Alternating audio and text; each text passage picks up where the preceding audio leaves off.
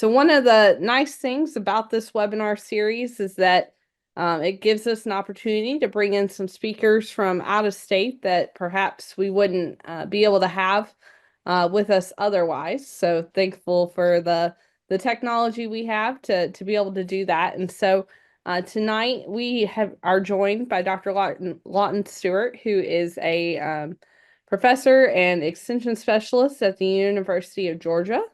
Dr. Stewart's main area is nutrition and forage management and production. So he's going to be talking to us tonight about winter feeding strategies to extend a short hay supply. So we want to thank Dr. Stewart for joining us, and I will go ahead and turn it over to him. And then feel free to enter anything into the chat if you have questions along the way, and we'll have time for questions at the end as well. All right.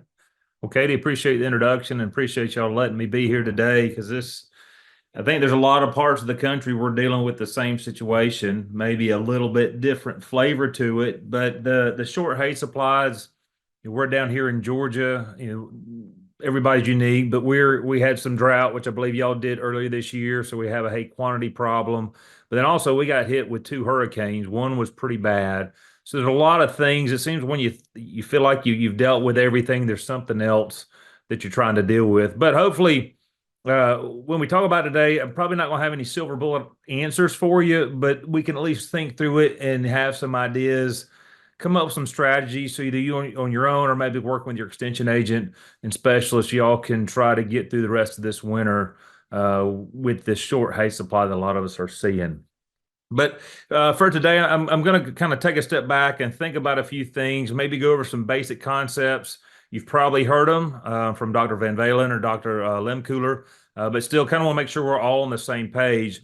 But generally, I start off and say, this is what we want, right? We got some winter grazing coming up. Cows are in good flesh. But I say we rarely get the call that says, Lawton, come look at my cows. Everything's good. This is what we see, and this is what we're trying to avoid, especially going into mid to late winter, depending on what type of breeding season we're on. But this is a picture from a heifer. The producer is having issues, and obviously we look real close. A lot of things going on here. First of all, this is the first calf heifer. I don't know if you can see very well in the picture there, but she definitely has a bag there, so she's got a calf on her side. But a lot of issues going on here, and ultimately, this is a nutritional issue. We can see ribs. We see hips. We know there's not enough body condition on that animal to maintain the level of production we want to. But also, if we're looking around, we see a lot of things going on. As I like to say, if the manure and ant hills are stacked up higher than your grass, you got a quality and a quantity problem. So this is what we're trying to avoid. And when we think about feeding cattle, I tell people it's not like chickens or hogs or something else that has a much shorter generation interval. You can get into a bad situation pretty quick with cattle, and it can be really tough to get out of those situations. And we're getting rain. We're trying to make up for all of our rain that we've been missing today. And this is about what it looks like us trying to put hay out today. But hopefully, we've made some mistakes, or our neighbors have made some mistakes, our friends have made mistakes, and we can learn from those mistakes and move forward. So whether we're talking about a winter nutritional plan or anything, when we're talking about nutrition, we can really boil it down to this concept. And on one hand, what we're trying to do, we have to do is understand our cattle, and that's really where it starts. What are their requirements? Where are they in production? Are we in a fall calving herd or a spring calving herd? I believe down here we do a little, we kind of tweak things a little bit different, but still, we have those two general calving herds, we would say. But then a lot of times we still run the bully around and have that continuous calving season. But we have to understand that on one hand. Then on the other hand, understand our forage system. What is our forage situation? Whether we're talking about our pastures. In the wintertime, we usually don't have any. Down here, we may have some winter grazing coming on. But ultimately, we're really talking about what conserved forage in the form of hay or silage or baleage. And when 1 and 2 don't come together, we come to 3 and we develop an economical supplementation or nutritional strategy. And I always like to point out at this point that I don't use the word cheap, I use the word economical. Cheap means we take the Walmart method and just go find that whatever costs the least amount to get us by. and ultimately it's going to quit on us before too long. Economical means that we're looking at the price per pound of nutrient that we're interested in and efficiently meeting the requirements that we're deficient in. So that's what we're going to do today is around that situation. And some of the potential scenarios you may be facing up there, we're facing down here is we're running out of hay, both from a quantity and a quality standpoint. And so the questions we ask is, do we have the quality to support cows? Do we have enough hay to get us through to when grazing should be coming on? Another one is we're waiting on ryegrass or fescue. Down this way, we plant a lot of ryegrass. Sometimes we get a little bit of grazing before Christmas, not very often. So a lot of times we're waiting, feeding hay until we can get on to some type of winter grazing. Or it may even be the situation where our typical supplementation that we use is not readily available. I priced some things this morning, and we'll talk about it a little bit later. But in our neck of the woods, soy hulls are pretty tight. Even corn, we're having some trouble getting our hands on some corn. But really today, what we're going to focus on today's scenario is really more towards number one and looking at that hay quality and quantity and how do we work through that situation. So when we develop a plan, just like we went back to the earlier slide, but focusing on right now, where are we in production? We're going to talk about our calving herd, what type of cows we're trying to support, and then looking at inventory and those nutrients and understanding their costs. And what forages do we have on hand or feeds? What feeds or forages can we get? And is hay going to be my cheapest, or I should have put economical option if we're going to run out of hay and having to look at some other type of nutrition for our cattle? And here's the biggest thing is make a plan and go ahead and execute it now. And there's some of these things we talk a lot about. If we have calves on the side and we know we're going to run out of nutrients, do we go ahead and wean those calves and get rid of them? Do we background them? Those type things. Prices are pretty good right now. Maybe a good time to wean. Check for open cows or anything else that's is our criteria for culling cows and get rid of them.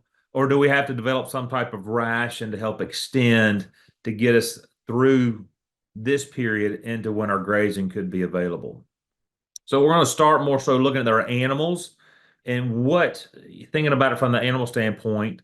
Now I realize is Dr. Van Valen introduced me, I am a nutritionist, but we got to realize that the number one thing impacting our performance in beef cattle herd is reproductive efficiency. We can talk about genetics, we can talk about a lot of things, but at the end of the day, if that cow does not produce a calf for us every 365 days, then we lose money. We lose our ability to make profit. And that ability to make profit is highly dependent on nutrition. And so that's where this talk comes into.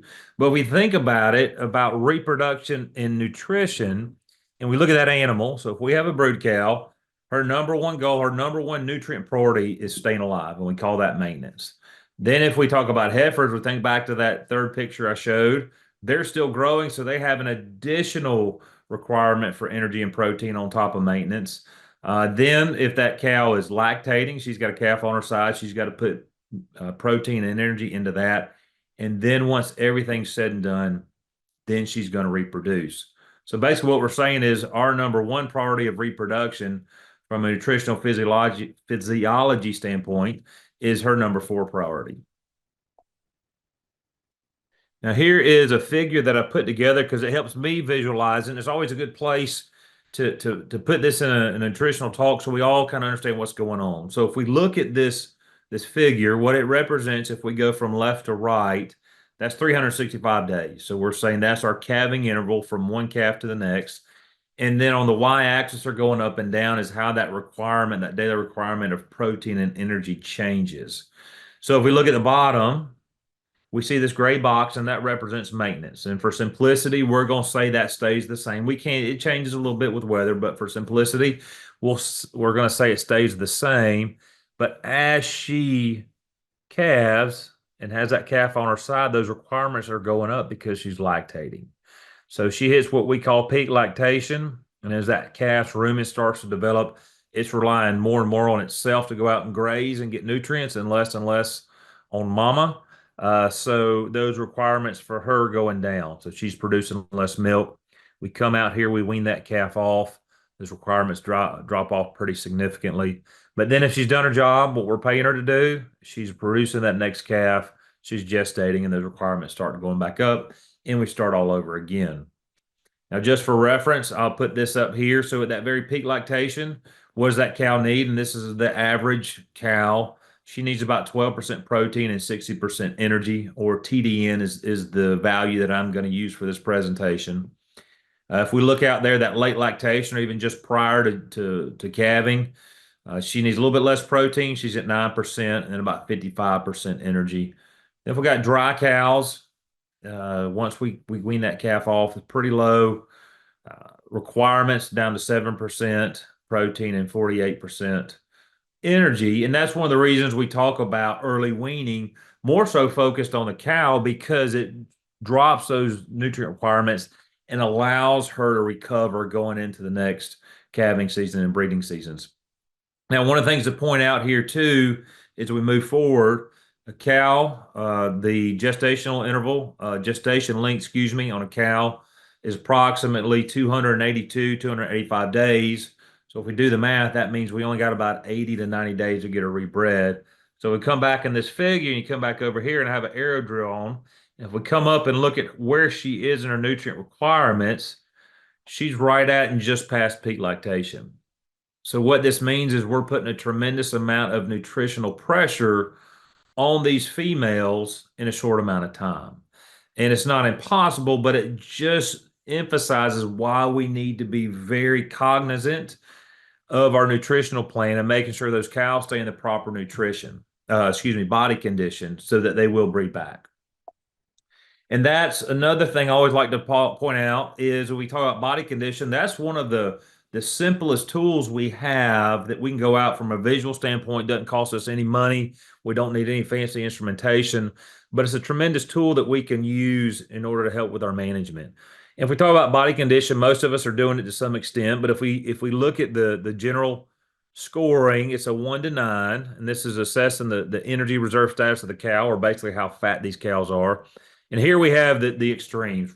On the left, that Brahman cow, that is a number 1, emaciated. And then on the right, we have a very obese animal. And hopefully nobody has either one of those animals in their operation.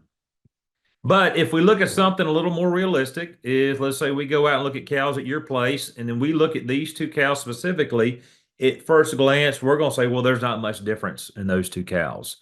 But then if we start looking a little bit closer, we look at that Charlet on the top, and I hope it shows up pretty well for you on your screen. But we start looking at places, those telltale signs for body condition. The first place, I always look at these ribs. And if we look closely, I can easily see about 3 ribs on her. And generally, I say if we get over 2 ribs, that's when we need to start being concerned. You got to remember that cows are kind of like people. We put on condition, they put on condition in different ways. So it's not a one size fits all. Then we're going to come down, start looking down that back line. And if we can see any part of that backbone, that's cause for concern. We see any part of the spine. We come around here and look over the hips. We see more indentation around the tail head, from hooks to pins. It's not as level, it's not as smooth from hooks to pins. So that's another sign.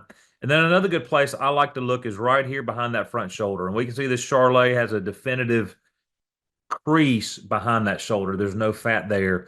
So those are some telltale signs that I'm looking for that, we may be getting into lower condition than what we want.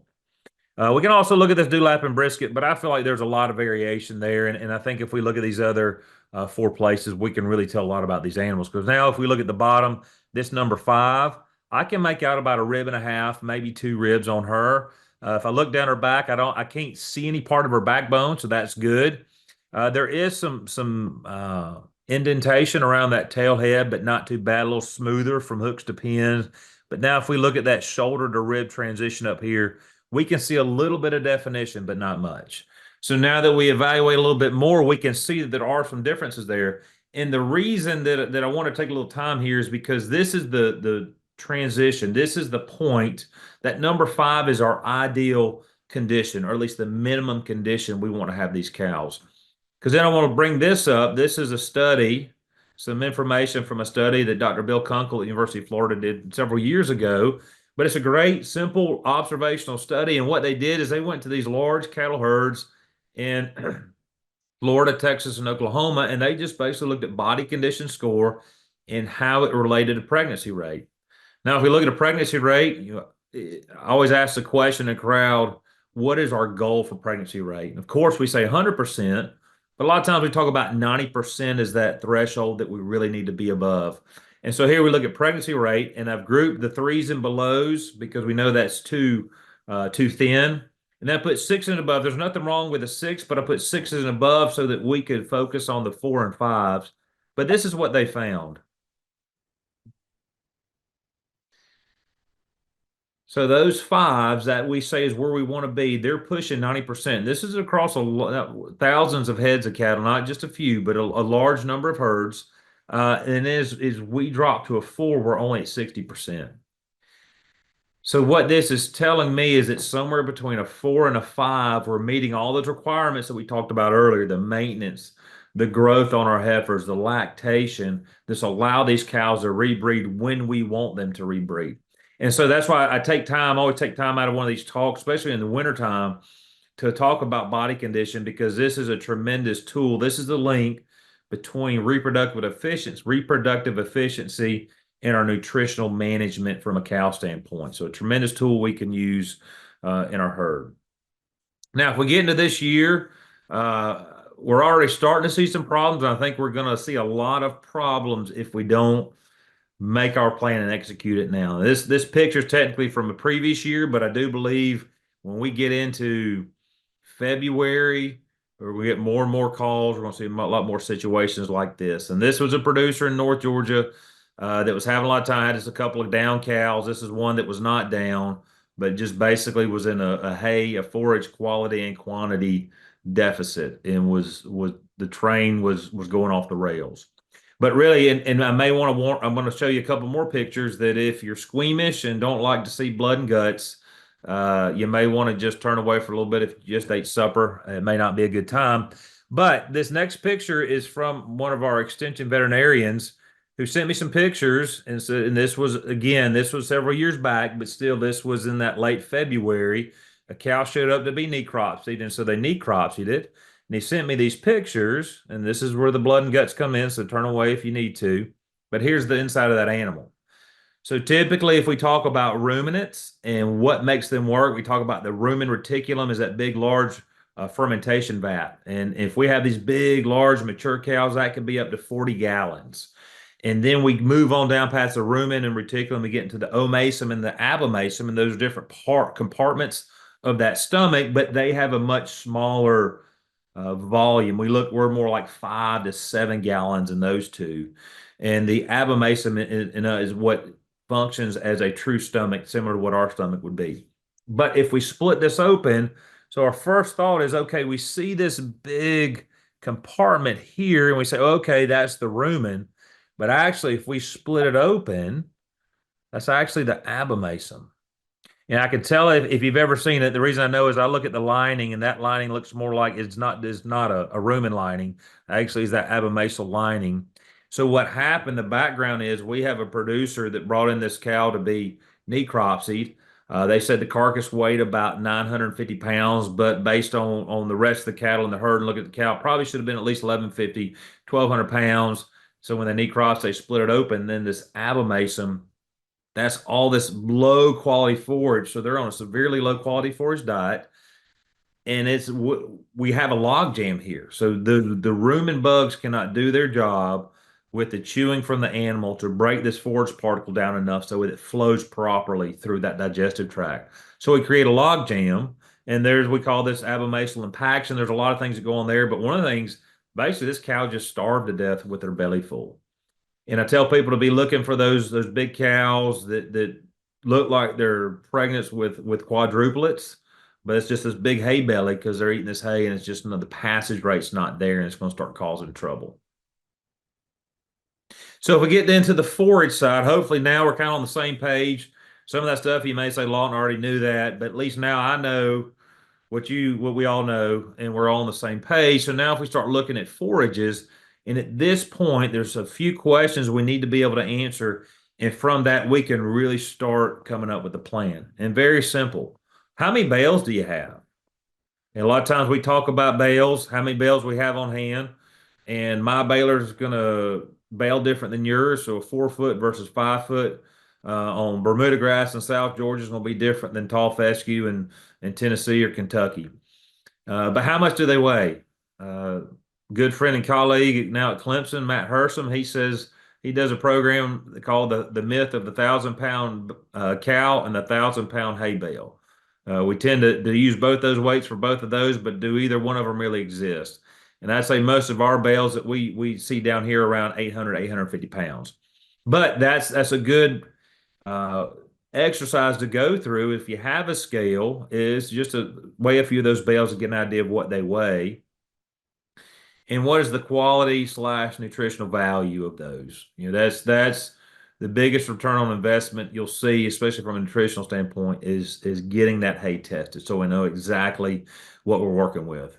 One of the things I talk about is, if we're looking at minerals, we wouldn't just go to the feed store and just blindly grab a bag of minerals without looking at the tag. And so why would we do that with the forage, which is 70% of what we have in our nutritional program? And we're going to talk a little bit about that more about that here in a minute. And then how long does it need to last? Depending on where we are, maybe what our grazing situation looks like, how far do we have to get into the spring before we're going to have grazing or something else that we're going to have to give those animals? So I want to go through something real quick. This is the next thing. Let me set it up. Is our Master Cattlemen's program. I believe y'all have one in Kentucky as well.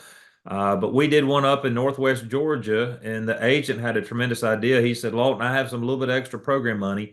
How about let's offer a forage test for anybody that signs up for the program? And I said, Roger, I'm gonna do. I gotta even let me take your good idea and even add a little bit more. Why don't we do just a really quick survey, just a few questions, and get them to answer a couple of questions. Basically, is what do you think your hay is from a nutritional standpoint? And then we're going to test it, and then we can compare that to what it actually is. And the reason I want to do that is, at least in our part of the world, I feel like we focus on protein a lot. We worry about what the protein in the hay is, and protein is very important. But from my observation, we tend to overlook energy a lot of times. And a lot of times we're dealing more so with the energy deficiency compared to a protein deficiency. So I thought this would be a good exercise for us to work with these producers. And it's relative to Kentucky because most of this is going to be tall fescue. So what we're looking at here is each one of those dots represents one of the hay samples that was submitted. So I'm going to bring back up from earlier what the requirements were. So if we look at it from a peak lactating cow, if we want 12% protein, we can see a little more than 25%, maybe 30% of those samples meet the requirements. So we still have some samples that are below that. But if we look at it from a late lactation cow or late lactation, late gestation, all of them meet the requirements, and they by far and away meet the requirements for a dry cow. So that's the protein situation we were looking at. But now if we turn around and look at it from an energy standpoint and put these lines back up here, pretty much none of them met the requirements for a peak lactation cow, a little over 25% for late lactation, and dry cows, they all were good enough for a dry cow. And so then we have this information. So our next step then was to look at it from what the actual those participants saw or what they had. And so what we observed is 83% underestimated protein. So basically the protein was better in their hay than what they thought they had. And half of the people producers overestimated energy. So they assumed they had more energy in their hay than was there. So I took one example, one producer to use as an example and put in some numbers to make it a little more real world and look at the economic impact. So this producer, they estimated they had 60% energy, but they actually only had 55.5%. And at first glance, you say, well, 4.5%, that's not much different. But if we looked at these animals and went back and looked at that figure I showed earlier and that requirement curve, it could easily be 40 to 50 days before we finally meet the requirements of those cows and they level out and now they start cycling. So in that amount of time, if we slip 2 cycles on a cow because we didn't feed them, what does that mean? That means that calf's going to be 80% lighter than its contemporaries. Because if you think about it, let's say we traditionally always we're a spring calving herd and we always wean on Labor Day weekend. Well, if a calf is born 40 days later, 42 days later, we're still going to wean them on the same day. So that means that's 80 pounds of growth, 2 pounds per day that we're losing on the back end. And so that animal's going to be 80% lighter. But if we'd only known, or let me say this, at 220, I think I'm being a little conservative right now. At $2.20 a pound, that means we lost $176 on that calf from that cow. So if we'd only known, we could have fed those cows. All it would have taken is 4 pounds of corn gluten feed. And I just picked that one because it was moderately priced for 60 days at $235 a ton. That's what I priced it at this morning. That means it would have cost us $29 per cow to feed them for that 60 days. So basically, what we're saying is if we invest $29, then it's going to return us $147 per cow. And so that's why I say that utilizing something like a forage test is the biggest return on investment that we're going to see in our cow herd. And think about it, this is just in 1 year. So if we had 10 cows, that means that's $1,470. And we do the math. If we get more cows and more cows, what that means. So we talk about strategies. Now let's think about what are some of the strategies that we can use to extend hay. So let's say the situation is we don't think we're going to have enough hay. What are some situations? And then one of the things, the very simplest thing to say is, all right, how are we feeding our hay? Because we waste a lot of hay if we're not going through the right practices to feed it properly. And we talk a lot about storage, but really that ship has sailed. We cut hay back last year, and it's either been sitting out or been covered up at this point. So we're just focusing on the feed standpoint. But you can see here, if we don't do anything, if we just put bales of hay out there and just turn cows out, we can easily lose half of that bale because they're going to start digging in it, looking for the good stuff in the middle, laying in it, defecating in it, and losing a lot. Wagons, or even what I call a bad ring. There are some hay rings out there, but they're not that great. They're better than nothing, but they're still not that great. We can lose 20%. And I realize there's some of these that are better than others, but I'm just trying to use some general numbers and things that I have actually seen. Then if we look at a good ring, some of those really good rings that improve our efficiency, we can drop that down below 10%. And then if we use an unrolling procedure, and I say proper methodology, there's some machines out there that will unroll it, kind of like the Hustler hay unroller that fluffs it out into a hay back into a smaller windrow so they don't waste as much. But I have seen also where we just kind of go out and unroll a full roll all the way down the hill, and then it's a wide windrow and cows are laying in it and they waste a lot. But if we do it right, we can really save a lot of hay. But if we look at it and say, okay, we have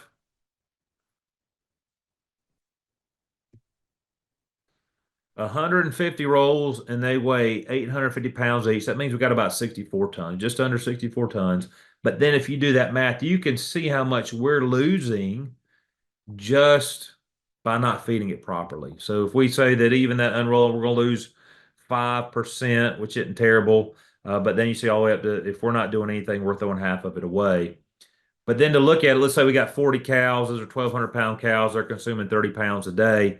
You can see then how many days, if we start right now and we look at this, how many days of feeding we would have for each one of those situations, those scenarios. And so that's something, if we're talking about extending hay, most people think about what do we feed with it to extend it, but it actually just starts out with our management and how we're feeding that hay. But now if we actually say, all right, we are not going to have enough hay, we got to think of something else to do. And I took this from one of my droughts talks, but still, it's still a drought. We're just a drought. Our drought is we don't have enough forage in the winter. But some of the things that we use in our part of the world, and I think y'all have some of them up there as well, as something as simple as wheat straw. We have a lot of gin byproduct down here from our gins, cottonseed hulls, crop residue. We see a lot of cotton and corn being grazed. Drought stress crops, I don't think this is the time of year we got to really worry about that, but it is something if we think about forward, we do have to be careful because some of those plants can accumulate different types of anti-quality compounds that can impact our cattle. But definitely, there's some things out there that we can use. Energy and protein sources. Yeah, I always say be creative. There's all kind of things. That's what I think is great about feeding cattle. Is it's about when I think I've heard it all. I hear something else. You know, we feed a lot of cold vegetables down here. I stopped one year after Halloween. The picture there on your left, you see behind the the text there, and that was after Halloween. These were some of the leftover pumpkins, and I sat there and watched them. They do the same thing with watermelons in South Georgia. They'll stomp on them and they'll start eating those pumpkins. Bakery waste, we see a lot of that. Bread, tortilla, brewers grains, peanut butter. We in this part of the world, about once a year, I get a call about peanut butter, and it's definitely something we can use. Not sure y'all see much of it up your way. But some things we have to consider with any of these things is the fat content because we can get in trouble with the fat content. Also, we got to be careful with soluble carbohydrates or highly fermentable carbohydrates because similar to ground corn, we can cause issues with acidosis, bloat, and the rumen. But just be very careful. One thing to consider is water content. And if we're paying for it, we got to look at it on a dry matter basis, or else we're just paying for a lot of water. Some of these we get into mineral imbalances, and we can cause secondary antagonistic effects on some of our minerals that are very important. And also some of these things, when we get in the winter, it's not as big a deal. If we're doing something like a wet feed, we're trying to store it. But we do have to be concerned about mold.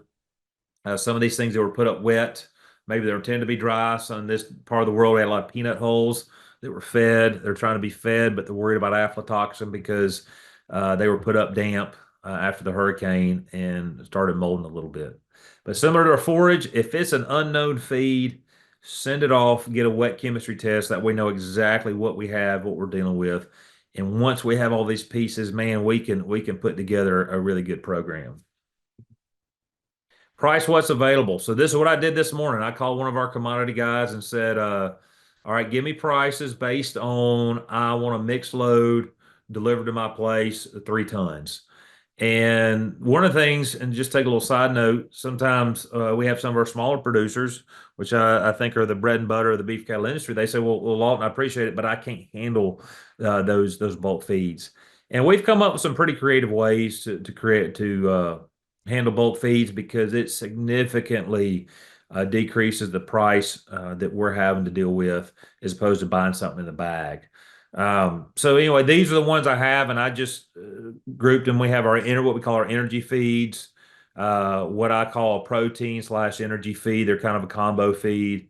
Our traditional protein feeds, and then what we would look at is some roughage feeds. And with this information, then we have a balancer spreadsheet we have down here. We can plug these prices in, and based on book values, it will calculate and tell us what our most economical source of energy and protein is. And in this situation, it was really close between actually soybean meal, even though it's $415 a ton. If we just need a little bit of protein, that was what we were going to use. But actually, our cheapest source of energy was our dried distillers grains. And so that's what a lot of what we're going to focus on is dried distillers grains. And then our next one is our soy hulls. That was our next cheapest our most economical from an energy standpoint. So I'm going to use in this situation, then what I would do is use our or dried distillers grains to my limit of what I could use, and then I'll use soy hulls, loose soy hulls. I think they mix better with that. And then if I need a roughage source, I'm going to use the wheat straw.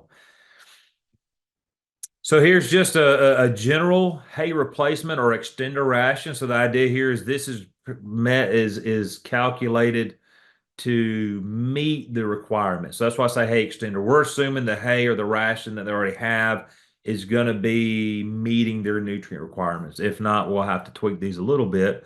But just pretty simple. If we think about, we have 3 groups of types of feed. We have our roughage, which is that first line. Then we have our energy, and I say byproduct feeds because I'm gonna say if we use, see my asterisk down the bottom, if we use distillers grains or corn gluten, then we don't need that additional protein source. And when I say protein source, I'm thinking of that traditional soybean meal or cottonseed meal.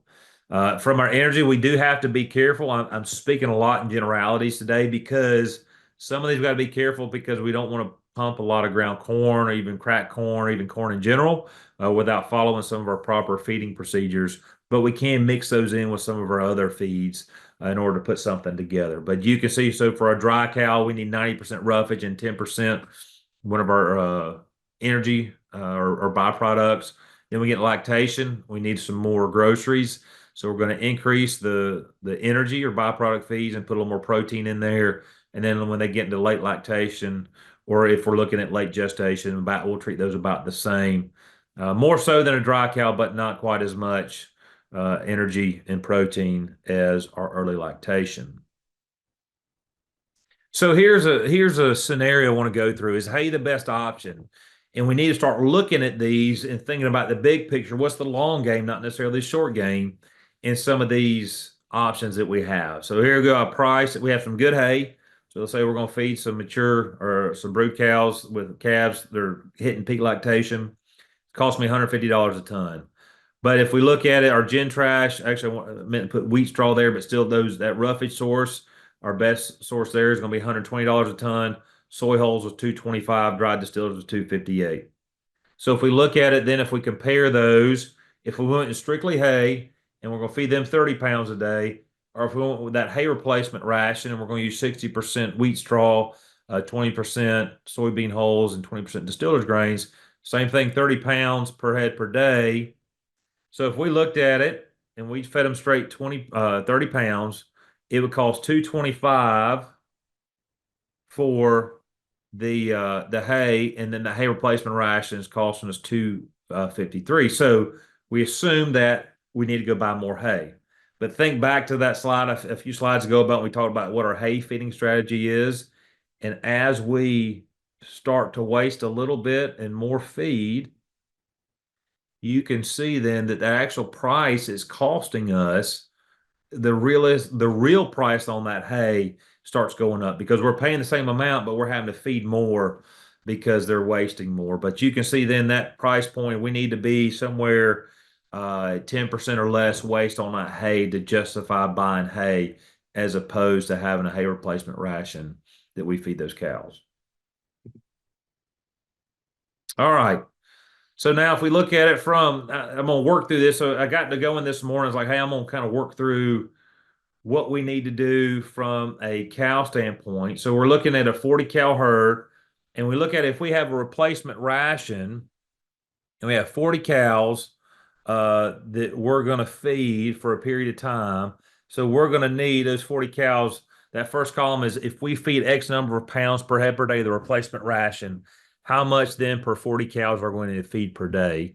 And so you see 4 pounds for 40 cows, 160, and then we work all the way down to 12 pounds.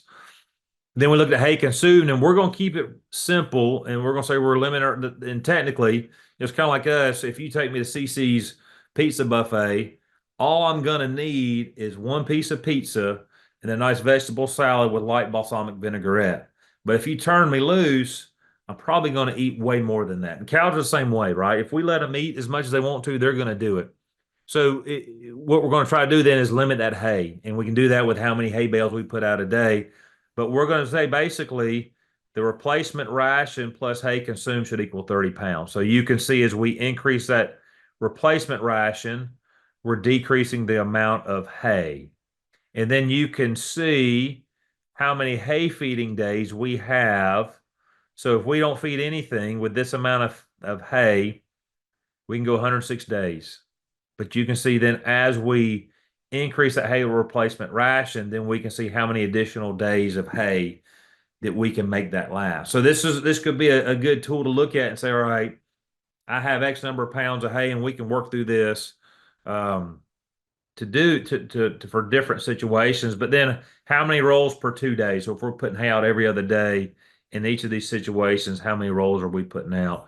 Then how many total tons we're going to need for that situation. So you can see how many tons, of the ration we need. So that's just one of those exercises we go through to decide, right, how much hay we need, and if we don't, how much of that replacement ration we need to be able to put on top of that. So I'm going to work through an example, then we'll wind down and have some discussion. So here's an example. We have a producer here in Georgia that's got 20 cows, 1,200 pounds. They got 40 acres of tall fescue pasture. They're hoping to have Some grazing available late March, maybe into April. They typically calve, they're winter calving. So they're gonna start calving. We say June 1, but it's usually a little bit later in June. And they only got 2 cuttings of hay. You say, well, that's a lot of hay. But if we look at it a little bit closer, we'll talk about the hay. But so let's look at the animals. So we remember we go back on one hand the animals, on the other hand the forage situation. So if we look at our animals in December, we got a couple more weeks left. Those cows are dry late gestation, so they need about 48% energy, 8% protein. Pretty easy to get them by. Prior to calving, once we get to calving, we want to start increasing those nutrients a little bit. Then we get to January to March, we're entering in that peak lactation, so we're seeing those requirements go up. And so we decide, do we have enough hay? Do we have enough quality and quantity? And what do we need to put with it? So if we test and inventory the hay, we find out y'all have either some commercial or state services up there, I believe. But this is just one that we would get from Georgia. And there's a lot of fine print there, but I'm going to put it up later. But let's say we get our 2 hay samples here. And what we find out is our first cutting of hay, we have 15 bales. We didn't get much at all. And it's not very good stuff. It's 48%, a little over 48% protein and 7% excuse me, 48% energy, 7% protein. And that second cutting, we got more, and it was a little bit better quality. So now we know what our forage bases we have to work with. Now, how much do we need? Well, December to early January, about 20 days, we're going to start with that first cutting because it matches the requirements. And at 30 pounds a day, we actually hit it almost perfectly there. That 20 days, we got just enough hay. But before we get too excited, we start looking at that next round, that next 70 days. We need to use that second cutting, but we're probably going to need some supplementation just to get on, just to help with the meet the requirements of peak lactation cow. So if we were just to have 24 pounds plus 4 pounds of distillers, 24 pounds, 20 cows, 70 days, that's 17 tons. But those 30 bales, we only have about just under 13 tons. So we got to develop our hay extender ration, and we'll just go back and use that one we just talked about. But what we can then do is then develop our plan. So what we're going to say is in December, for the remaining of December, going into the 1st of March, we're going to use that first cutting of hay. We're going to use about most of them, and we don't need anything to go with them. Then we get into early January. We're going to finish up, and actually what I like to do is start blending the hay. So we're going to do a little bit of the first, a little bit of second. We're going to blend those together, and we're transitioning from that first to second cutting. And then for the rest of the period, we're in that peak lactation. We're going to use that second cutting. We're going to need 22 bales and 12 pounds per day of our hay extender ration. And then that should get us through that 70 days. And then we do our math down here, that hay extender ration, we need 9 tons total. And it's going to cost us $1,530. So now we have a plan to get us through the winter. Now I realize there's 50, 60 people on this meeting, and we probably have 50, 60 different scenarios that we could work through. But hopefully what we've done here is we talk about it. The big picture is on, understand what do we really need to do to understand the cows and what they need to get us through this period. And then two, on the other hand, understand that forage system and what we have in our forages, whether that's hay, baleage, and then what do we need to do to develop that economical hay extender ration, supplementation, or buying more hay. So with that, I appreciate y'all letting me be here. I always enjoy doing this. Only thing I wish I could be in person. It's always good to be in person and meet more people and discuss these things. But also I like technology that allows me to be here and talk with y'all up there in Kentucky. So with that, Katie, I'm not sure how we want to do questions, if there are any. We actually have a few in the chat. So the first question is, will creep feeding 3-month-old calves that are still on the cow reduce the feed requirements for the cow? Yes and no. Because it's one of those, if we creep feed them just a little bit, it helps that calf get by. But as it grows, it's going to need more nutrients. So it's kind of a balance in there. I think it does help to do a limit fed. I'm a fan of limit feed, creep feeding, so that we're not just giving them kind of like we talked about earlier with the CC's pizza, because if we give them more, they're going to eat more. So we can, if we push them a little harder, We can, in theory, take a little bit of that requirement off their mama, but they're going to start growing more, and a bigger animal is going to need more food, whether it's from the creep feeder or from mama. And then we get to that economical standpoint of, is it cheaper to feed mama and let her produce the milk, or is it cheaper to put that feed in a creep feeder and allow that calf to eat there? All right. Next question is, could you go into some more detail about the different kinds of hay rings and what to look for in a good hay ring versus a not so good one? Sure. So when I say a bad ring, and I hope there's nobody that sells them on this call, but I usually say the black plastic rings, the ones down here. And it's just because seems like there's just enough structure there to hold on to some of the hay. But basically, the more space we have in between bars, it allows more hay to come out. And so when they go eat, we've all seen cows eat hay, they grab a handful and pull it out and start chewing on it. The ones that we use in our heifer and bull test program are the cone feeders. And they are going to be more expensive, but we found they pay for themselves eventually, or it doesn't take much time. And when I say a cone feeder, it's got the cone at the top and has a ring at the bottom. So they're actually kind of reaching up. Some falls down, they can reach in and get what falls to the ground because the bottom part is mostly closed in or has small slats to where it lets some airflow in, but they can't pull it out from the bottom. And there's everything in between. But generally, the more, when I say a good ring, the more it can hold and prevent those cows from pulling out. Okay. And if I don't answer your question, whoever, please chime in and say, well, you didn't answer my question. Here's more so what I was asking for. Okay.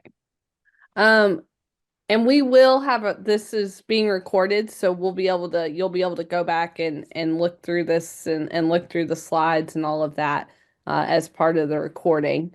We've got another question here. When looking at hay test results, do we use the dry matter number or the as received? Great question.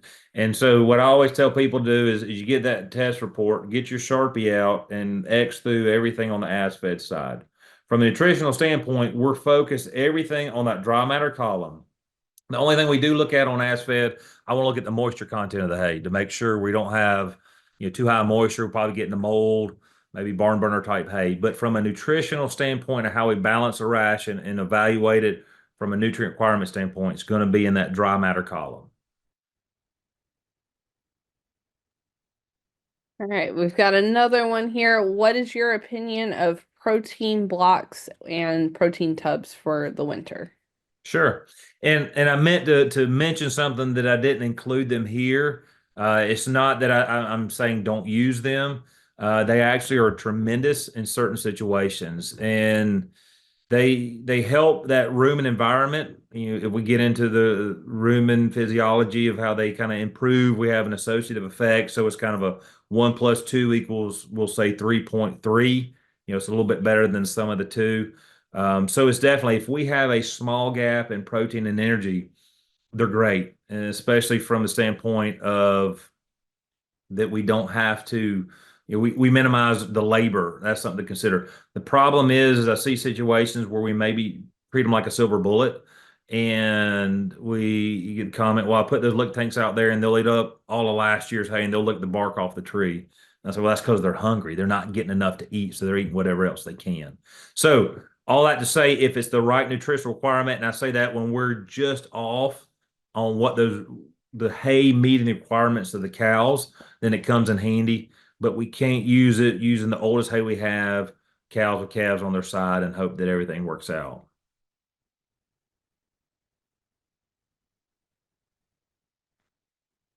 I got another question that came through here, and I'm gonna kind of paraphrase just a little bit to maybe expand on it. But if we're trying to kind of estimate how much our cows might eat of hay on a given day, if we have 1,200 or 1,300 pound animals versus say a 14, 15, heck, even 1,600 pound animal, how can producers kind of figure out how much hay their animals might be consuming? Yeah. So a rough number is between 2.5% and 3% of the body weight. And that's a good place to start. One thing I always tell people to look at is if your cows weigh 1,500 pounds, is that because they're large framed or is it because they're fat? And so that's, we got to think about what that animal should be at ideal fighting weight, ideal condition. But a general rule is, and sometimes that drops down as low as 2%. But if we go back to it, I always say 2.5% is a good place to start. I usually go over 2.5%. So if we take that 1,200 pound cow, we can say that 2.5% of her body weight is going to be 30 pounds. And so that's a good general place to start. And then we can get into how are we feeding them or what type of feed strategy are we using. Hey, can I jump in here? Because that was just exactly what I was going to get into too, Lawton, because you mentioned Matt had referenced those 1,000 pound bales and the 1,000 pound cows. And even when we use 1,200 pounds, I'm afraid we're undershooting as well. So I doubt if many of our folks out there are actually weighing their cows to know what that level is. And it concerns me to a large extent because just like you were talking about the frame size impacting it, I think underestimating the weight of our cows and then feeding to the lighter weight may impact some of our reproduction as well. Just curious your thoughts on that.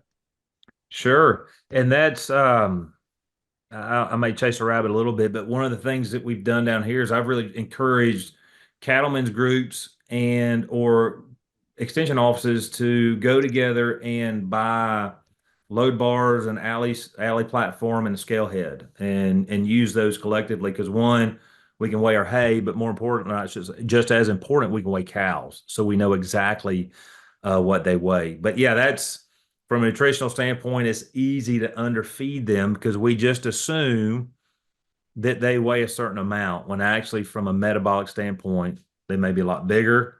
I say on more times they're bigger than we think. And then on the flip side too, we have hay bales we're assuming have a certain amount in them and they may not. So it's kind of we're diverging there on how much we actually are offering versus how much they actually weigh and need to eat.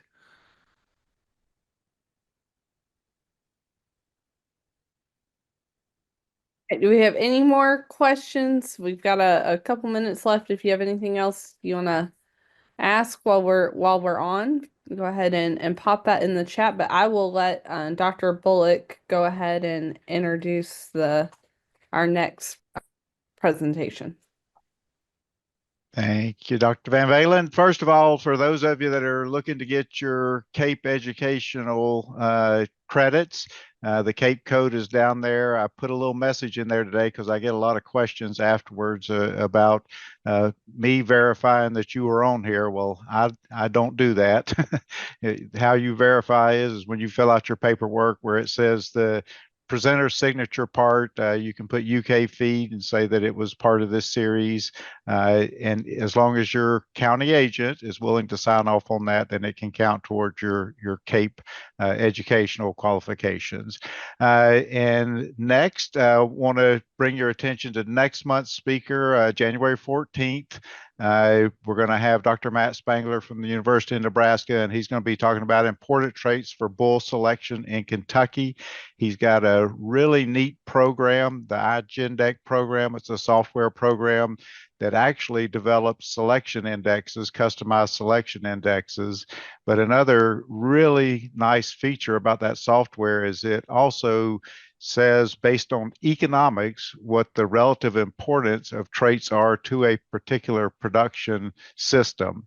And so I think that he's going to maybe enlighten a few of you in terms of maybe what traits we should be focusing on here in Kentucky, and some other traits that we often focus very heavily on that might not need quite as much attention.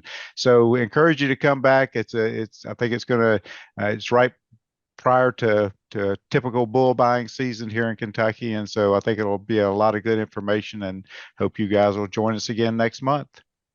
And really appreciate Lawton being with us tonight. That was great, Lawton.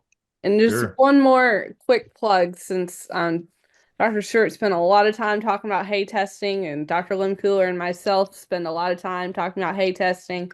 It is not too late to get your hay tested. Now is as good a time as any.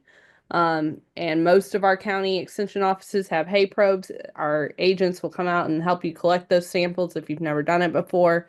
And a lot of our counties have hay testing programs where they can help cover the majority of that cost. So don't let economics or having never done it before be a barrier for adopting that practice. We can certainly help you get that done. It's pretty quick and simple, and you can get a lot of good, valuable information out of that. And Katie, there, if it would help, I'll clean these slides up and convert them to like a handout to send. If that's, I don't know if y'all send those out or if that would be helpful.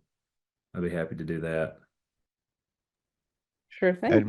That'd be good. We'll figure out a way to make it available to them, and appreciate it. All right. Well, thank you all for joining us, and we will see you again in January. All right. Thank y'all for having me.